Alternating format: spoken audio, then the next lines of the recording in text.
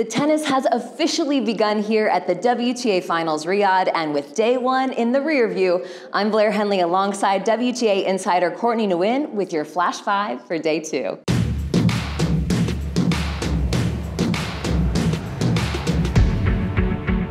Well, Courtney, our number one today has to go to the fans. You never quite know what to expect when an event moves to a new place, but the fans here in Riyadh turned out, and boy, did they get a show. They got a great show in the opening ceremony tonight before the start of play. They were packed out in the fan zone as well, as you were talking to Ons Jabeur in a Q&A. And we never know which fans will show up on opening day, and we got a big one today with Neymar showing up to do the coin toss. I think that was an incredible surprise for all the players, for all the fans in attendance. And yeah, that definitely injected a bit of energy into the festivities.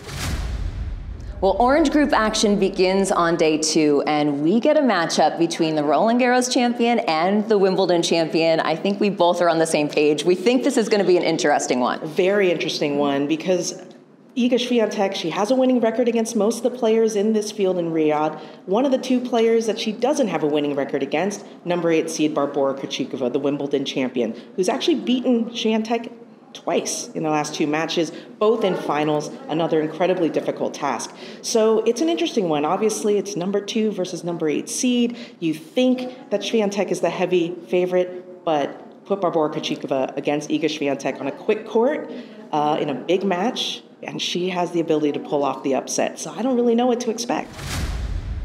All right, our number 3 goes to the American women. We've got two of the steeliest, steadiest, most consistent competitors on tour facing off. It is Coco Gauff taking on Jessie Pegula. Jessie has the head-to-head advantage, but as you said, we should expect the unexpected. You never know, and yeah, she has the head-to-head 4-1 over Coco Gauff. Both players playing well, obviously, in the back half of the season, with Pegula making that U.S. Open final, Gauff winning the China Open in Beijing.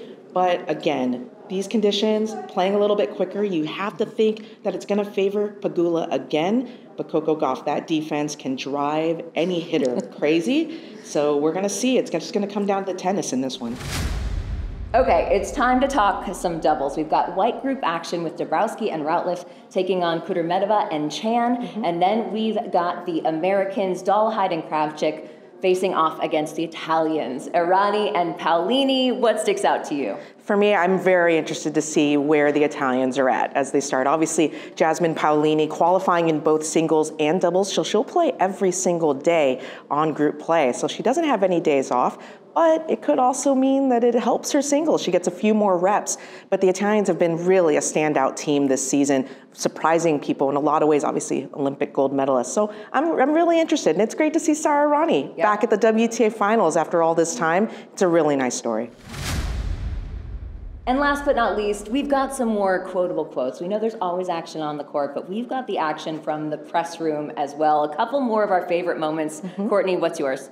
Well, I loved Coco Gauff's little shout out that she got from Tyler, the Creator, which totally blew her mind, and an interesting premonitional aspect of that moment. Yeah, that was crazy. I mean, I've been a fan of Tyler since I was like 14 years old. I saw him perform live when I was 15 for the first time, and then I went to his music festival last year, and I already had tickets to go again this year, so hopefully he performs that song. Be pretty cool to see that live. But yeah, that was like really cool. I was not expecting, and it was crazy because like he like DM'd me congratulations like after China Open.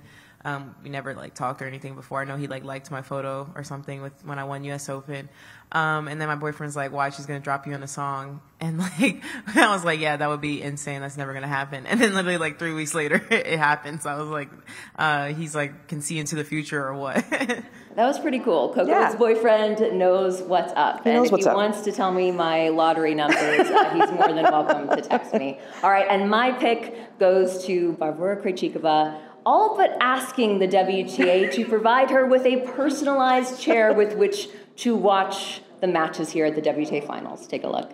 Well, I hope I'm gonna have a chair with my name on it, and that's gonna be there for like every single match, and it's gonna be like empty for me, ready for me, and that I can show up and watch some good tennis. That's all for your Fast 5 on day 2. Make sure to go to WTAtennis.com for all of your WTA Finals Riyadh coverage, and we'll see you tomorrow.